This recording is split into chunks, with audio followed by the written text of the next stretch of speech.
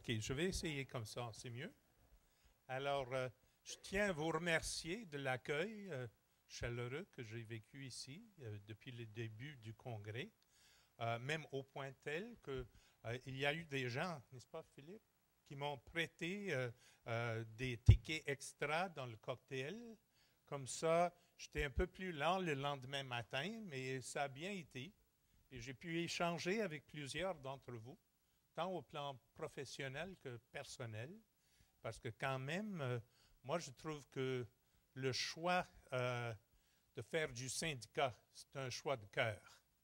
Donc, si on n'a pas de lien avec d'autres personnes, je pense qu'on a peu à contribuer. Alors, aujourd'hui, ce que je vais vous inviter à dire, c'est de prendre un peu de recul après toute la démarche que vous avez faite, qui a été, je vous dirais, impressionnante.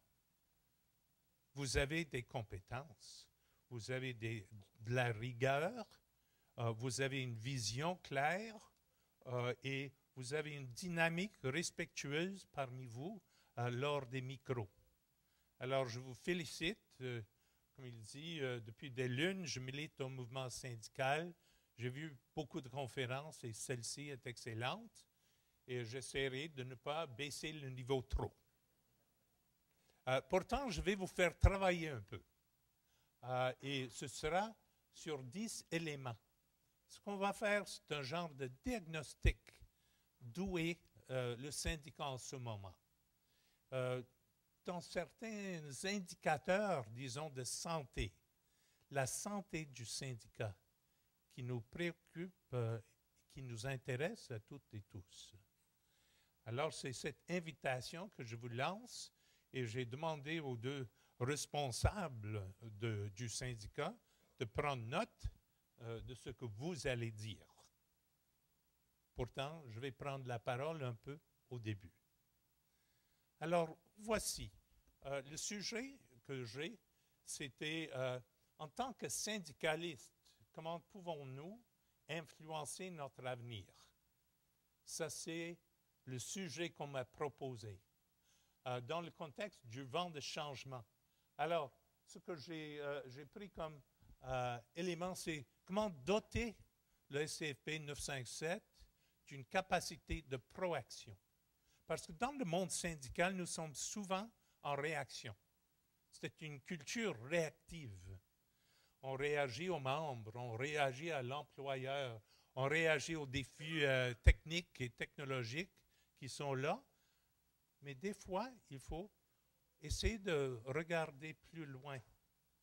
Et c'est cette capacité que j'essaie de regarder maintenant. Et pour ce faire, ça implique de sortir des ornières. On m'a appris au collège FTQ Fonds. Qui ici a participé au collège FTQ Fonds? Oui, 1, 2, 3, c'est ça. Et je vais, vers la fin, je vais vous faire un peu de pub sur le collège FTQ Fonds. Je participe là depuis le bon début. Je trouve que c'est un projet, c'est un bijou dans l'éducation syndicale en Amérique du Nord. Il n'y a pas d'équivalent à ce niveau-là. Mais là-dedans, j'ai découvert qu'il y a des mots clés comme les ornières. Je suis anglophone d'Hamilton, Ontario. Hein? Alors, c'est un gros défi de prendre la parole comme ça sur des sujets qui me passionnent, mais là où il me manque du vocabulaire de temps en temps. Exemple, les ornières et les œillères. C'est pas facile pour un anglophone, je vous dis, hein? Mais j'ai mis ça, et l'image que je mets, c'est parce que je suis très impliqué dans le patrimoine syndical. Ça, c'est un poster que j'ai beaucoup aimé. Et comme vous voyez, c'est comme les deux mains attachées comme ça, mais là, au milieu, il y a la colombe. Il y a la capacité, comme il dirait Rumi, que quand l'oiseau sort de la cage, mais hésite de s'envoler. Vous autres, vous n'êtes pas dans une cage. Vous êtes dans un syndicat dynamique, Mais pourtant, nous avons des ornières. Exemple, dans les syndicats, nous sommes fous pour avoir des procédures. On adore ça. Non? Procédures de micro, tout ça, c'est correct dans une assemblée, mais ce n'est pas juste dans les assemblées. C'est dans des réunions de comité, on a des règles, des procédures, des statuts, la structure de grief, par exemple, avec des moments. Moi, j'ai fait des griefs et j'ai été permanent syndical ou conseiller syndical, donc j'ai fait des arbitrages. On adore ça. Et on est bon là-dedans. Mais souvent, ça commence à nous limiter. On a aussi des limites technologiques. Exemple, les téléconférences, vidéoconférences que vous venez de discuter. Est-ce que nous sommes capables de faire des sauts, de garder notre capacité interne à la hauteur du défi? Parce que ce que nous, comme syndicalistes, on adore faire, c'est d'exiger que d'autres changent. Mais nous, changer, ce n'est pas notre point fort tout le temps. On préfère la caméra et moins le miroir. Mais moi, malheureusement, je vais vous mettre un peu le miroir ce matin. Alors, pour ce faire, je vais définir c'est quoi une capacité de proaction. Et je vais vous dire, c'était même dans le premier diapo, j'ai pris un texte qui est sorti cette année du Conseil de travail à Toronto, que je pense pourrait vous intéresser. D'ailleurs, j'ai des copies, je vais les distribuer à la fin à tout le monde. C'est en français. Même moi, je l'ai fait traduire pour vous parce que j'ai pensé que c'était un excellent exemple de regarder pas une série de règles de quoi ne pas faire, mais plutôt des suggestions des choses qu'on pourrait faire. Et voici la définition que ce monsieur Rob Fairley, ce qu'il a mis, il dit on dira d'un syndicat qu'il est doté d'une capacité de proaction lorsqu'il est prêt à agir efficacement et rapidement en cas d'attaque vigoureuse ou de conflit de travail. Alors, vous êtes dans un secteur où vous avez relativement beaucoup de sécurité d'emploi. Sauf qu'il y a de la sous-traitance. Sauf qu'il y a, à maintes reprises, je vois, quand je suis au Québec, je vois des messages des politiciens pour privatiser Hydro, qui fait partie du patrimoine du Québec. Et même, c'est un élément où l'emploi, on peut dire, c'est pas parfait. Mais est-ce que c'est le cas que, en gros, les conditions de travail chez Hydro sont bonnes? Est-ce que c'est le cas? Alors, c'est pas, on n'est pas là à s'attaquer. Moi, j'étais au métallo. Je vous dis, dans des communautés minières où tu as des multinationales qui exploitent la ressource et qui exportent les profits et les jobs, il y a une certaine amertume dans les relations de travail, ce qui n'est pas votre cas. Pourtant, il ne faut pas être trop sûr de la stabilité des situations. Ça peut changer. Hein? Nous le savons tous et toutes. Notre structure syndicale doit être capable de réagir, de s'adapter à ce genre de changement. Donc, c'est ça, une capacité, pas juste de réaction, mais une capacité de proaction dans les grands enjeux. C'est différent qu'un grief. C'est quand on rentre, exemple, dans votre campagne sur la valorisation du travail que vous avez fait. Hein? Valoriser le travail des membres, commencer à démontrer au grand public l'importance de ce qui se fait, ça c'est en plus grande échelle. Et c'est à ce niveau-là que j'essaie de situer mes petits propos. Ça, c'est quand j'étais au Métallo, c'était une usine, là, et c'était nécessaire de mettre du métal là, dans le feu afin de le former. Et c'est un travail dangereux. C'est un milieu dangereux. Mais le vôtre est dangereux aussi, tant dans le travail comme tel que dans la vie syndicale.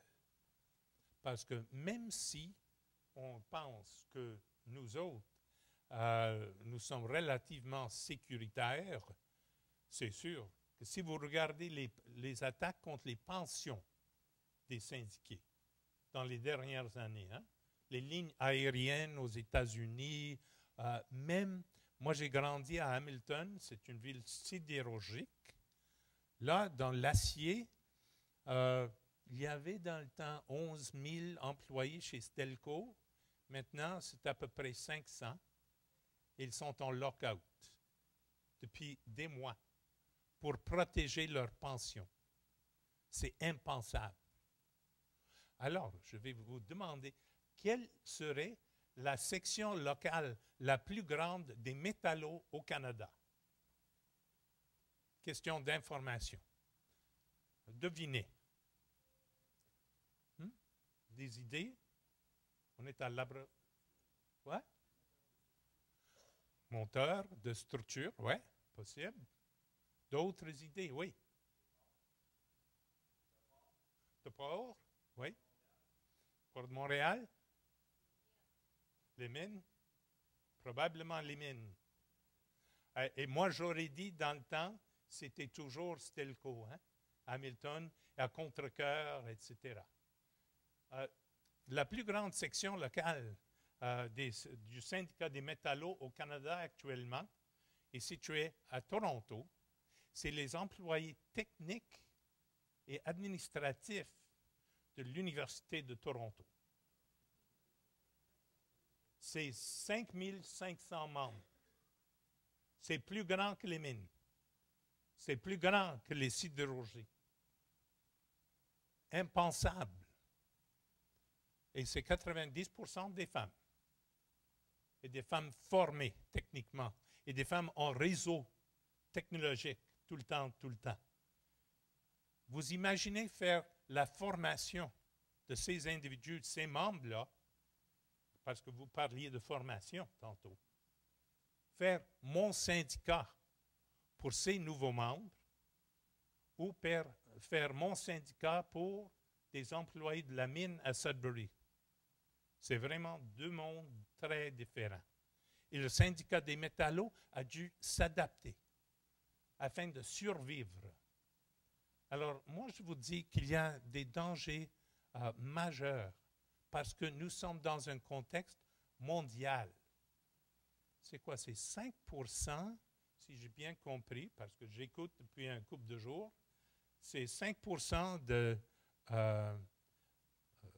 la quantité d'électricité d'Hydro-Québec qui est en exportation, mais ça représente une trentaine de pourcents des profits de l'entreprise. C'est plus ou moins vrai? OK? Alors, ça veut dire que vous êtes branché directement à New York, à Boston. Vous êtes déjà dans un réseau et tout le projet de Hydro-Québec représente pas juste une affirmation de soi, comme avec l'idée du monorail, mais aussi une vision de comment agir dans un monde où les liens économiques sont de plus en plus étroits. Comment faire ça? Ça devient un défi pour vous en tant que syndicat. Mais il y a un problème souvent. Souvent, c'est le déni. Et ça, c'est quand des gens qui se considèrent des leaders sont conscients, plus ou moins, de ce qui se passe autour et à l'ampleur dans cette histoire de l'attaque dirigée vers les syndicats en Amérique du Nord. Mais beaucoup de membres disent, moi, j'ai gagné la loterie. Moi, je suis chez Hydro-Québec. Je suis là pour la vie, là. J'étais responsable d'éducation au syndicat de communication. donc beaucoup d'employés de Bell.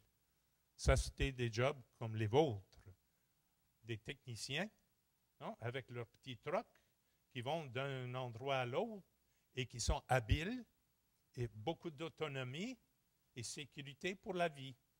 Et si tu es à Rimouski, et à Rimouski, c'est Bell Canada, à Rimouski, et tu es technicien de Bell, dans le temps, tu étais le mieux payé de ta famille.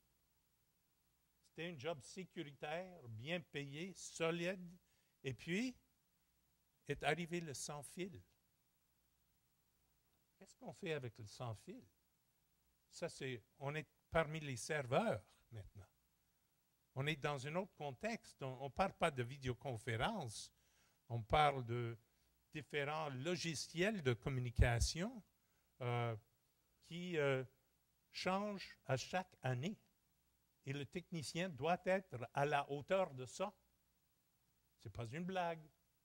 Et l'ampleur de l'attaque est sous-estimée souvent par des gens. Alors, les tactiques et stratégies, c'est pour ça qu'on a développé une certaine approche que je vais peut-être essayer de vous démontrer. Est-ce que, par exemple, toi, tu connais un peu de boxe? Tu te lèves? Alors, est-ce qu'il connaît beaucoup de boxe? Un champion, hein? OK. OK, c'est ça. Beaucoup d'exercices. OK. Alors, je vais inviter quelqu'un d'autre à se battre avec toi. Mais j'ai beaucoup de témoins. Alors, je vous dis, l'accord, c'est que moi, je ne te touche pas, toi, tu ne me touches pas. J'ai des témoins. C'est clair? OK. On commence avec la boxe syndicale, donc. La boxe syndicale fait comme ça.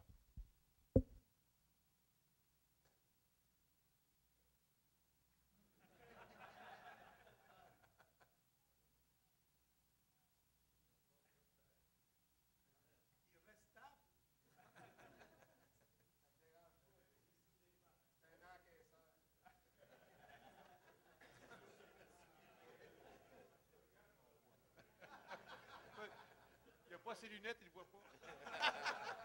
C'est ça. OK. Mais, ah oui, oui, oui, c'est vrai.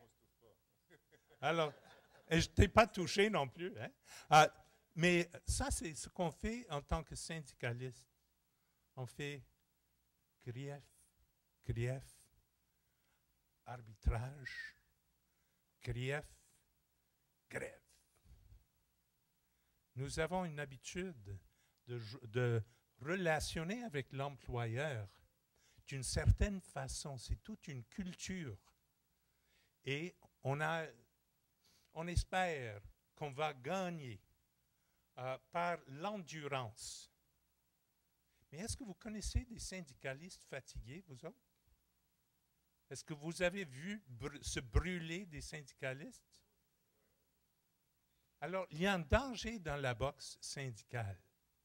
C'est que ça va épuiser. Ça va nous épuiser. Et dans un sens, il y a plus d'eux autres que de nous. Pas en nombre, mais les gens à plein temps, vous discutez comment faire la reconnaissance et payer quelques dollars, etc., des honoraires. Mais eux autres, ils sont à plein temps pour faire face aux relations de travail. Ils sont des professionnels, ils sont formés pour. Et nous autres, on doit faire face à cela. Donc, on propose ce qu'on dit, c'est le judo syndical.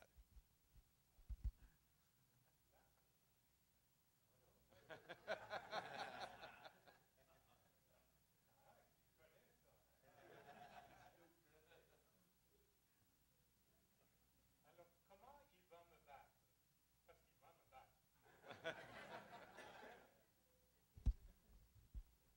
Il doit te faire perdre ton ballon. Oui, c'est ça. Il doit me déséquilibrer. Mais est-ce que je suis à distance comme dans la boxe?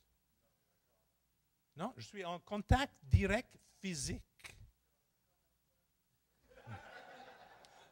Ça, c'est la belle vie. La belle vie. Oui, on est loin de la maison maintenant, hein? C'est ça. Alors, ça veut dire donc de prendre son poids et de l'utiliser contre lui. C'est comme ça qu'il va gagner. Et cette technique implique un autre style de syndicalisme. Un syndicalisme où tu es bien équilibré, où tu peux bouger vite et où tu peux changer le poids souvent. On n'est pas bon dans ça, les syndicats. On préfère la boxe parce qu'on la connaît. Et moi, je vous dis que notre sac à outils doit être ouvert un peu plus large pour nous équiper d'un judo et pas juste d'une boxe. Est-ce qu'on peut féliciter notre champion?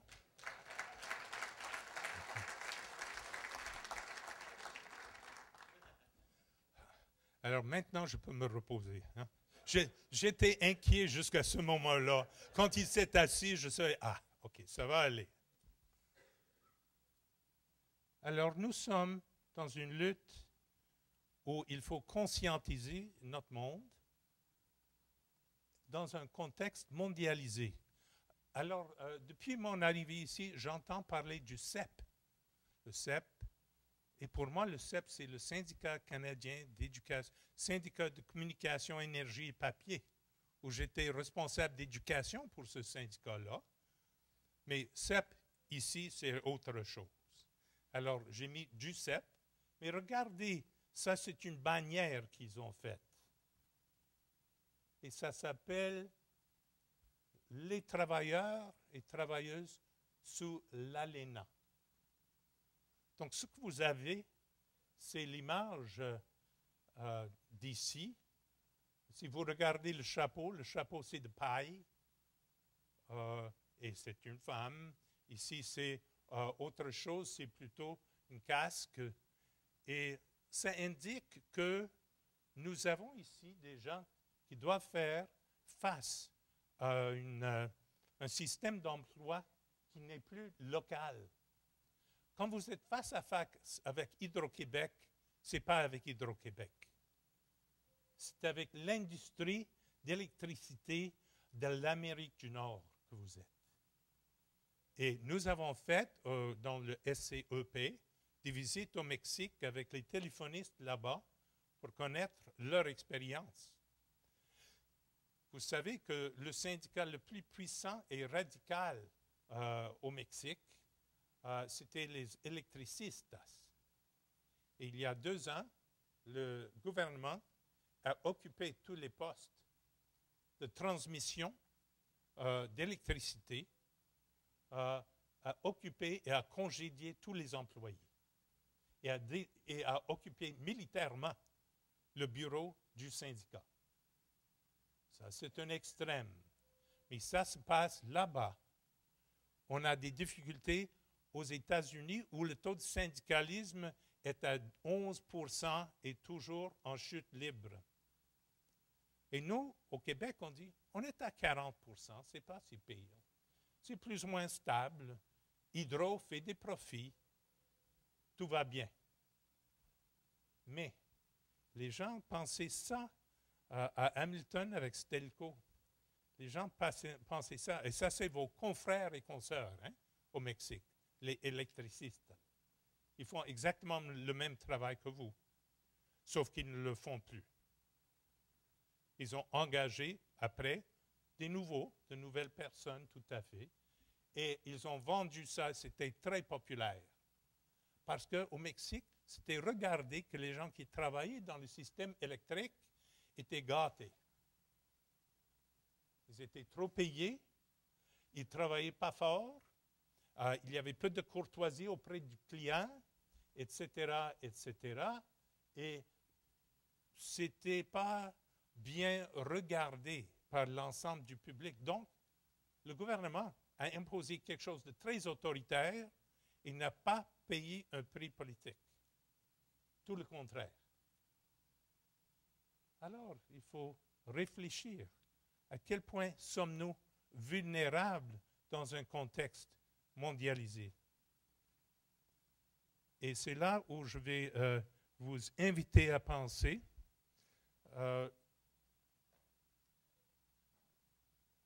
à quel point est-ce que l'attention de ce syndicat est orientée vers un contexte mondialisé. Et on va le faire entre 1 et 5. Vous aimez les tableaux, vous autres, les chiffres? J'ai vu, c'est tous des diagrammes comme ça. Hein? On va faire ça. Donc, premier, qu'est-ce que vous pensez? Est-ce que le syndicat est, si on dit 3, c'est normal. Le syndicat est plus ou moins conscient du contexte mondialisé du travail actuel. Plus ou moins, c'est 3. Très peu, c'est 1. Excellent, très conscientisé, c'est 5. Et ensuite, il y a je ne sais pas. Et nous avons nos 2 officiers qui vont prendre note de votre opinion. Est-ce que vous êtes prêts à vous exprimer? Vous avez vos cartes vertes? Eh? J'ai fait attention pendant les sessions, j'ai appris ça. OK, soyez prêts à nous indiquer s'il y a peu, si le syndicat est peu orienté à tous les échelons vers le contexte et les défis de la mondialisation, ce serait 1. Moyennement, 3. Excellent, c'est 5. Combien qui disent 1? Main à l'air. Ah, ça c'est 6. 2. Ah, c'est beaucoup. 3. Ça c'est peut-être le plus fort. Ce n'est pas 2/3 des votes. Hein? C'est serré entre les deux. C'est peut-être 54%. Mais nous sommes là 4. 4. Un couple de personnes et 5. Et ne sait pas. Ah. Donc, si je résume, vous pensez que le syndicat est moyennement conscient du défi devant nous dans un contexte mondialisé, mais à peine adéquat. Ne vous en faites pas. Dans le diagnostic de la santé du syndicat, il y aura des 5. Mais ici, nous sommes à peu près à 2,5. Est-ce que c'est clair ce que je fais? On s'exprime. Ça, c'est comme exprimer l'opinion à votre direction syndicale. On doit savoir plus sur ces questions-là. Cette question des électricistes, je n'avais jamais entendu parler de ça. En passant, qui ici connaissait l'histoire des électricistes? Une personne, 2, une, qui est d'origine latino-américaine. Ce qui veut dire, c'est une grande ressource des gens qui viennent d'autres milieux, d'autres cultures, qui nous relient à ces réalités-là. Et voilà, vous avez une ressource dans la salle. Ce que nous avons fait, nous avons organisé des visites guidées par des syndicalistes, avec les syndicalistes mexicains.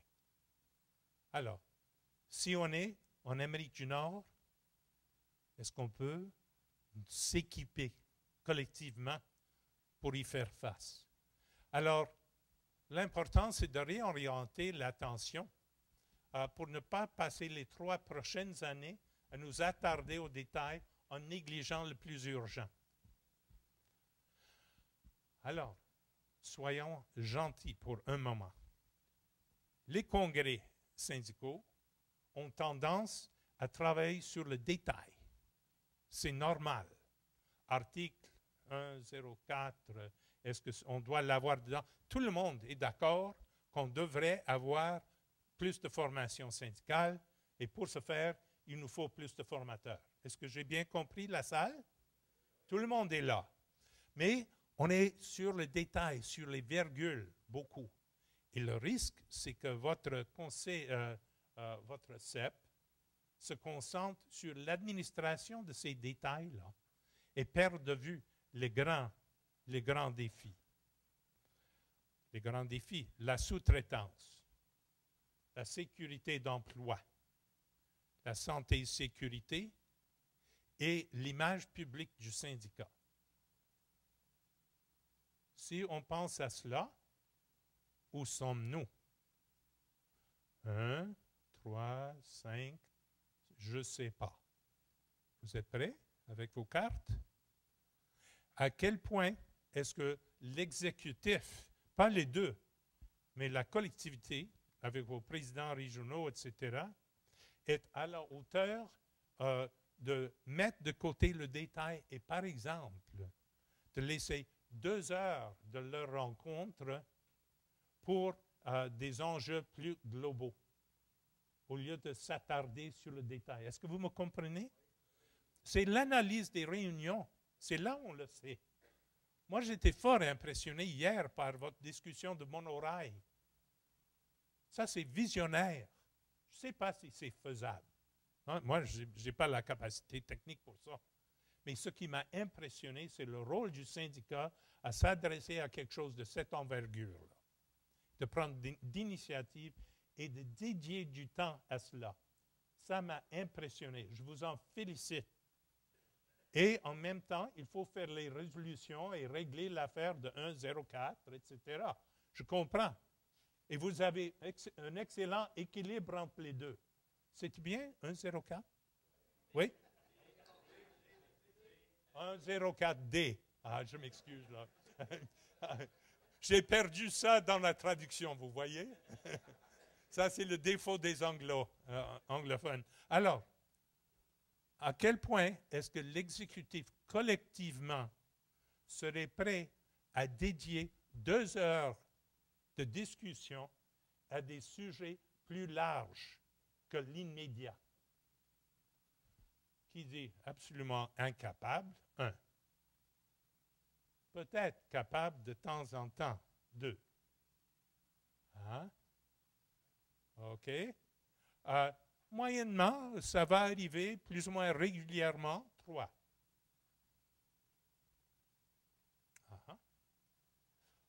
Nous sommes mieux que les autres et nous avons une vision plus large. 4.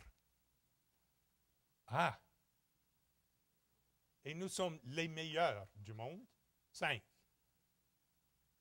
Et moi, je ne sais pas, parce que moi, je n'ai jamais assisté à une rencontre de l'exécutif. Moi, je n'ai pas idée de ce qui se fait là. Combien?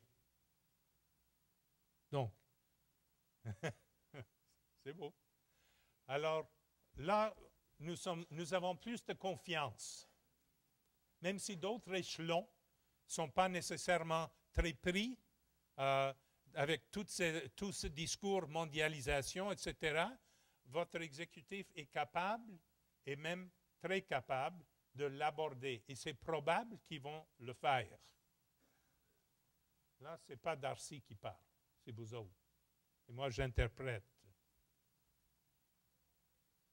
Ça, c'est pour moi l'essentiel. Qu'est-ce qu'on va léguer aux enfants? C'est une image, évidemment, du Québec, là, mais classique, nostalgique. L'idée qu'on va avoir des services publics. Il ne faut pas avoir un BMW pour amener notre enfant à l'école.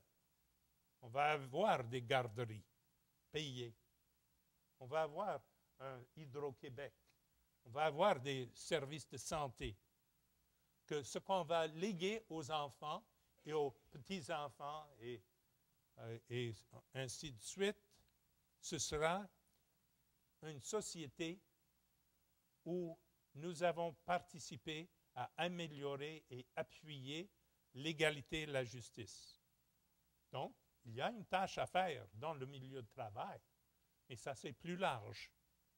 Parce que si on fait ça, si on fait le travail de milieu de travail et on gagne bien, donc on peut payer certaines choses à nos enfants biologiques, ça c'est bien. Mais les enfants collectifs, c'est ça ce qui m'intéresse.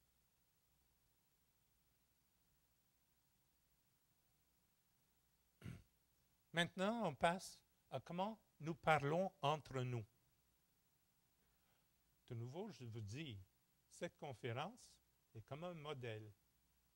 Mais est-ce qu'on a suscité un climat propice à la réflexion stratégique? Un climat où des divergences d'opinion pourront s'exprimer dans le respect. Alors, je vais vous dire, moi j'aime le fou rire de temps en temps. Moi j'ai aimé le moment où la consoeur a dit « Est-ce que vous allez ajuster votre recommandation, blablabla, bla, bla, bla. » Elle dit « Non. Non, vous étiez là. » C'était, il taquinait un peu. Et même chose à d'autres moments où on commençait à ajouter des amendements à l'amendement, et que les chiens qui sont du voisin, du délégué, doivent avoir plus de manger à cause du travail syndical que fait le voisin comme délégué, etc. On n'est pas arrivé à ce point-là, mais c'était clair qu'on y allait. Il n'y avait pas, le président n'a pas laissé le temps, c'est ça, on y allait. Alors j'aime ça, on taquine, on s'amuse. Écoute, c'est bon. Un peu de joie dans l'action syndicale, ça fait du bien. Mais la question de dialogue et de respect est fondamentale. Et si vous avez soit des officiers, soit un exécutif qui impose et qui ferme et qui évite les discussions, les thèmes sensibles, c'est un gros danger. Parce que pour les électricistes au Mexique, ce qui est arrivé était impensable. Ils avaient un exécutif très solide, très formé, qui communiquait peu avec la base, et l'impensable est arrivé. Ils n'étaient pas prêts. Alors, comment sommes-nous en termes du climat de dialogue et de réflexion ici dans ce syndicat? Un veut dire, on me fait taire tout le temps. Deux, trois, c'est moyen, c'est pas mal. Quatre, même beaucoup. Même beaucoup. Et cinq, et je ne sais pas, je suis nouveau, c'est mon premier congrès. Alors, nous sommes à 4,5, confrères. Et je vous en félicite à vous deux, parce que vous avez pris l'initiative pour ça, et vous avez modelé ça. Et ça, c'est fondamental, c'est un point fort. Si vous pouvez reproduire ce genre de dynamique dans vos régions, ce sera un syndicat imbattable, un syndicat respecté. Parce que les gens peuvent, c'est comme un flair, hein? Les gens peuvent détecter la fausseté. Ils vont savoir si le climat est respectueux ou autre chose. Alors, question à vous autres. C'est trop rapide, trop lent, ou juste correct? Trop rapide.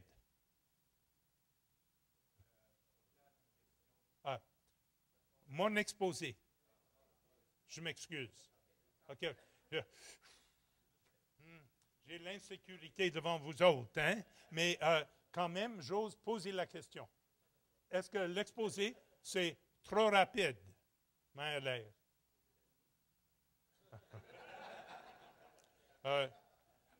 Je termine la première introduction. Dans un couple de minutes, je commence l'allocution. Ça va? OK. Trop rapide. Trop lent. Trop lent? C'est ça. OK. Et moyennement correct. Ça va? OK. On est bien pour le moment. Alors, comme on dit, la partie est à moi de perdre. Alors, cette question de climat, pas juste respectueux, mais stratégique. c'est important et c'est une de vos forces, en sachant que c'est exigeant. Ce genre de réflexion, exemple, le monorail, comme a indiqué votre président ce matin, Journal de Québec ce matin, à cause de la bombe, là, il y a toute une discussion sur le TGV et comment c'est rentable et parfait, etc. Donc, vous avez un défi devant vous. Regardons de près l'employeur. Il faut connaître bien. Et là, je vous dis, vous avez un défi de relation de travail sur deux fronts. Et ça, c'est en termes militaires. C'est très dangereux. Une guerre sur deux fronts. Les nazis ont appris ça dans la Deuxième Guerre. C'est ça. On n'aime pas ça. Ce qu'il faut faire, c'est d'avoir une guerre sur un front. Mais vous avez la tension avec l'employeur et avec le public. Parce que si le public vous considère, comme était le cas au Mexique, des gens choyés, protégés, privilégiés, non? Le public ne va pas vous appuyer. Et si, au moment donné, vous essayez de mettre sur pied une campagne globale contre l'installation de compteurs,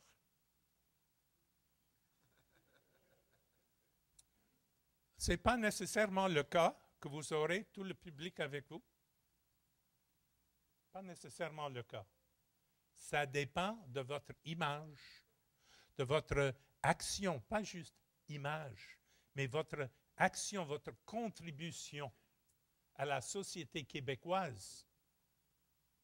Et si ça, c'est reconnu, ce n'est pas juste Hydro-Québec qui est un pilier de l'identité québécoise, mais les syndicats de Hydro-Québec sont connus partout comme généreux, impliqués, compétents, blablabla. Bla, bla.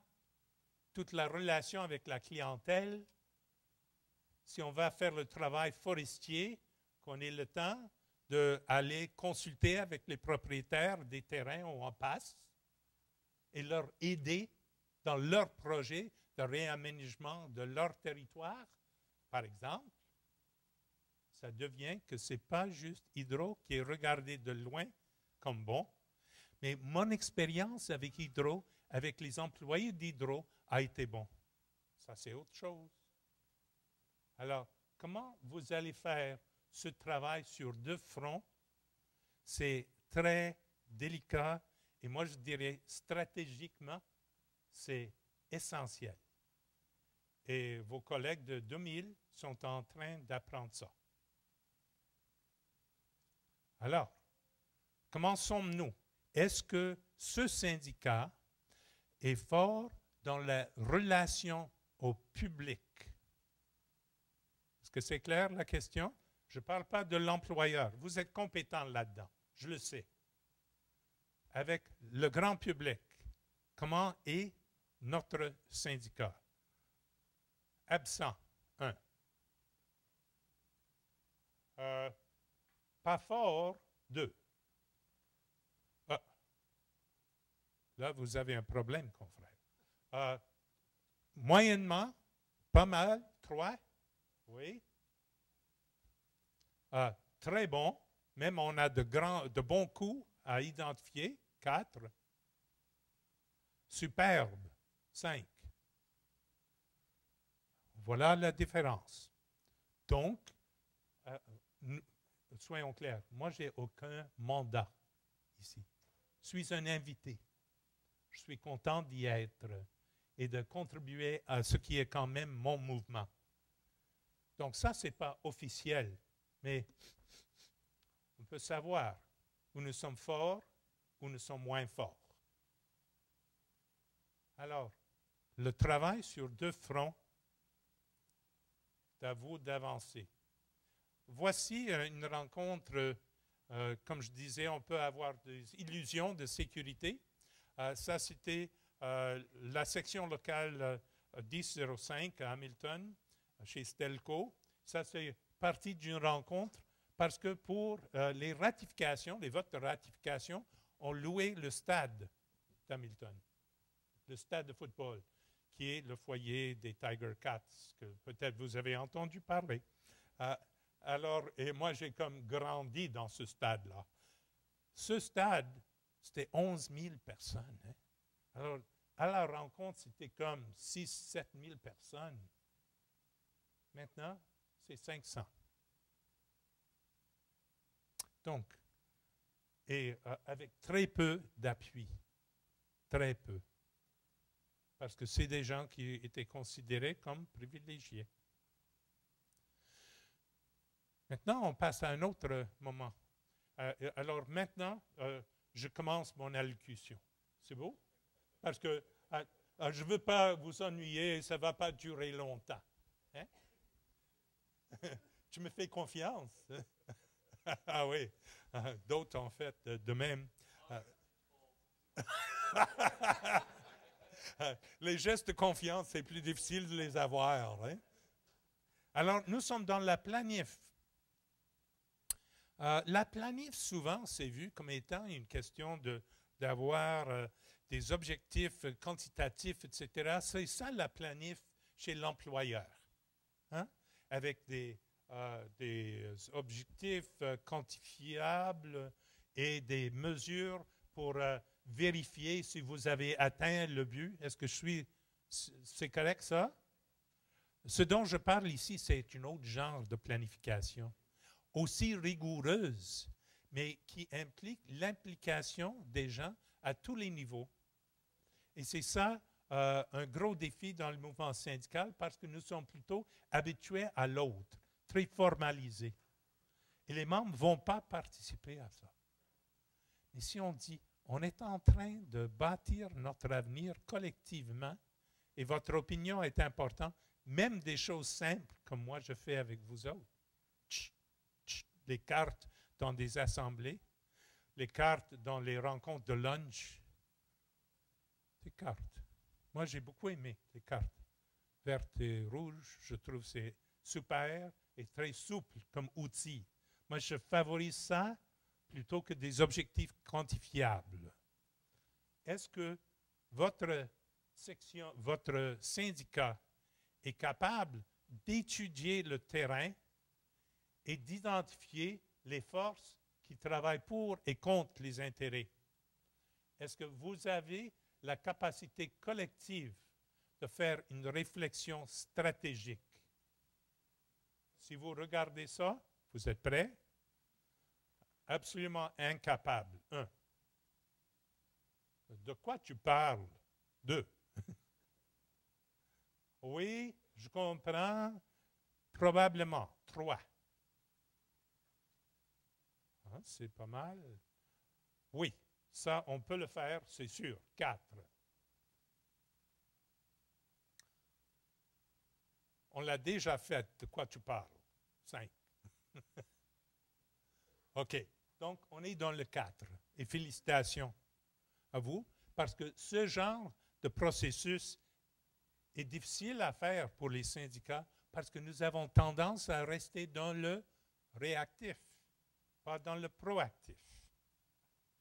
Alors, le fait que vous avez confiance, pas que je vais terminer éventuellement, parce que moi, si j'ai bien compris, ça dure jusqu'à 14 heures. Hein? C'est correct? Oui. J'ai un mandat. J'ai un mandat des officiers jusqu'à 14. Oui. Oui. Oui. Il y a toujours la question préalable. Hein? Oui. OK.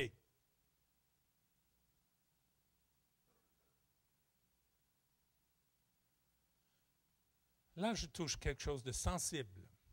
Moi, j'ai été dans le syndicat des communications. Donc, STCC en français, un très beau, nous disions le petit syndicat parfait. Nous avions 35 000 membres et ça a influencé l'ensemble à travers le Canada, 7 000, 8 000 au Québec. Ça avait une influence partout aux structures syndicales, beaucoup plus que leur taille, par la qualité de l'implication des gens. Puis on a eu, en 88, on a eu une petite discussion avec Bell Canada Et là, chez Bell, la tradition, c'était que les conventions étaient acceptées par 52%, peut-être 53%. Et le patronat était fier de ça. On a juste le suffisant, donc on n'a pas offert trop. Vous me comprenez? Alors, ils aimaient ça. À 55, merde, ça veut dire qu'on leur a donné trop. En 88, ils ont fait une erreur de calcul et c'était 49% en faveur. Et nous sommes sortis en grève. Nous sommes sortis en grève au Québec et en Ontario, et c'était 17 000, donc la moitié des membres, d'un seul coup. Et en ce moment-là, on a commencé à vider les comptes bancaires du syndicat. Et à la fin de la grève, qui a duré 17 semaines, avec du temps, dans une autre allocution, je peux vous en parler plus en détail, le président Fred Pomeroy, avec René Roy, que des gens vont connaître, mais Fred arrive à une rencontre de l'exécutif du CTC. Il dit, on fait le tour de table, qu'est-ce qui se passe chez vous? Il dit, je tiens à remercier les syndicats pour les prêts qui ont été en total de 7 millions de dollars des autres syndicats pour appuyer notre grève. Et je vous avise que moi, je voudrais bien, d'ici 5 ans, être vice-président d'un syndicat fusionné. Silence dans la salle. Et nous avons appris que 35 000 contre Bell Canada, c'était impossible de soutenir. Alors, la question de négociation coordonnée pour vrai, pas juste qu'on commence ensemble, mais qu'on termine ensemble. De fusion, de restructuration, tout ça, c'est mieux de le faire avant que ce soit obligé.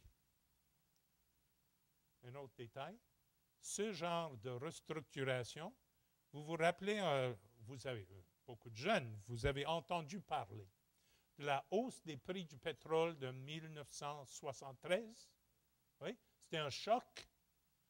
2 ans avant, Shell International avait fait une rencontre de leur cadre, de leur gestionnaire de plus haut niveau. Ils ont passé une journée sur le scénario qu'on allait tripler le prix du pétrole. Alors, quand on l'a doublé, Shell était là. Et Shell a augmenté sa part du marché parce qu'il savait exactement quoi faire. Il l'avait déjà discuté. Est-ce que c'est clair? Alors, je n'arrive pas ici, chez vous. Ce n'est pas mon rôle. Ce ne serait même pas respectueux de vous dire, nous avons fait une fusion, vous devez faire une fusion. Rien de ça. Je vous dis, le monde évolue. C'est une question sensible à cause des traditions et des liens personnels qu'on peut avoir.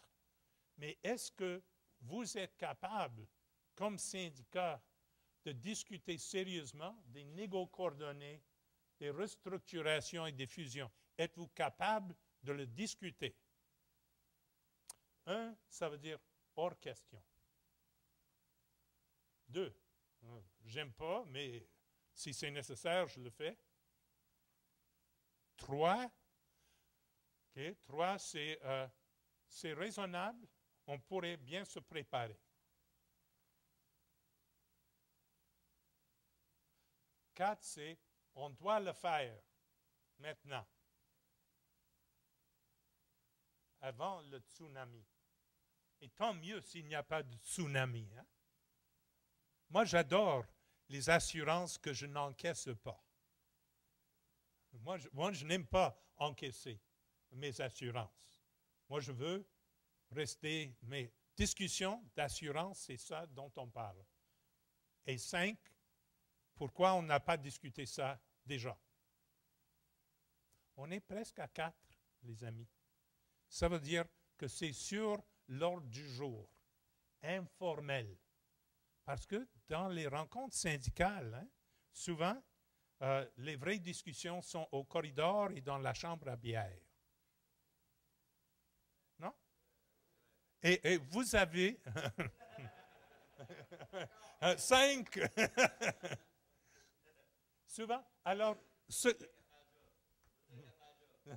ça. Alors, ce que moi j'essaie de faire, c'est de ramener les conversations de corridor dans la salle. De permettre aux gens, parce que ça se discute déjà autour de nous. Alors, qu'on ait le courage d'y faire face et de tenir compte de ce que Shell a fait. Moi, je n'aime pas Shell, mais de regarder. C'est mieux de se préparer pour des scénarios plutôt que tomber dedans et réagir. Ça, c'est, si vous vous rappelez, du titre, capacité proactive. Et là, je vais vers la fin, confrère. Dans 1h30. Voici une image de mon beau petit syndicat. Et là, avec l'aide de Sylvie, on a corrigé un couple de ces diapos pour avoir le bon français. C'est elle qui m'a dit, un syndicat petit et beau, ce n'est pas vraiment du bon français, ça. Un beau petit syndicat. Alors, si vous n'êtes pas d'accord, vous allez consulter avec Sylvie. Mais je la remercie à elle et à Françoise de l'appui personnel qu'ils m'ont donné à la préparation de ça pour que ce soit pertinent à vous.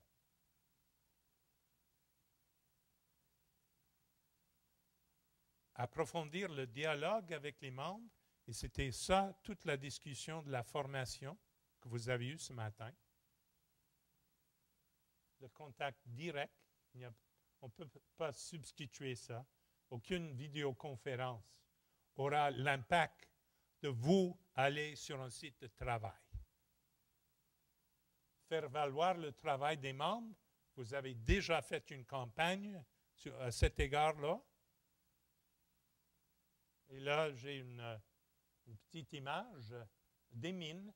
Cette mine, c'est une mine de potasse dans l'ouest du Canada, un produit excessivement profitable qui a financé le Saskatchewan surtout pendant les 3 dernières décennies. Et ça, c'est des travailleurs là-dedans. Et c'est le travail de ces 6 personnes qui a appuyé la prospérité de la province. Et votre travail aussi appuie la prospérité actuelle du Québec et la possibilité de prospérité dans l'avenir. Donc, faire valoir ce travail, c'est important. Parce que, avez-vous remarqué que les travailleurs et travailleuses sont moins prestigieux que les banquiers dans notre société? Et ça, c'est une honte. Hein? Pour moi, les banques, c'est des voleurs. Mais peut-être c'est une opinion individuelle que je ne dois pas partager. Qui pense que les banques sont des voleurs? Ça, c'est vendu. C'est vendu. Mes 2 filles me corrigent parce que quand le sujet arrive avec des amis ou des voisins, quelqu'un dit banque, elle me regarde. Oui, chacun a ses petites folies. Hein? Je veux, et ça c'est le dernier point majeur, de rester au niveau des valeurs. Il faut convaincre les membres de l'importance de maintenir la supériorité morale. Ce n'est pas une question de boxe. C'est une question de rester au niveau des valeurs. Si l'entreprise veut un bon service au public, si l'entreprise veut la stabilité, si l'entreprise veut une image positive, si l'entreprise veut l'accélération du changement technologique et le service à la clientèle, si c'est tout ça, allons prendre ce momentum et l'utiliser. Ce qu'on a dit des fois, c'est que les boss commencent à t'écouter quand ils ont les 2 épaules par terre. Alors, il y a des moments pour le judo. Il y a des moments pour le dialogue.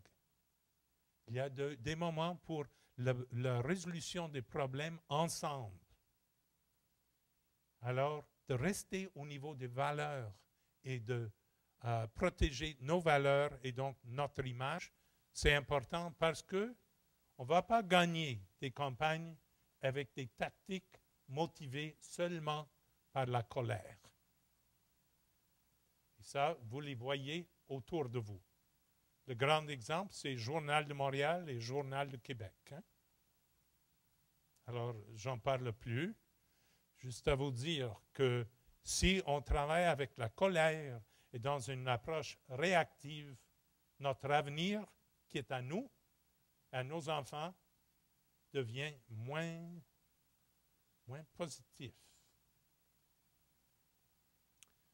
Là-dedans, les directions syndicales sont importantes. Ce n'est pas juste Mario, mais son successeur.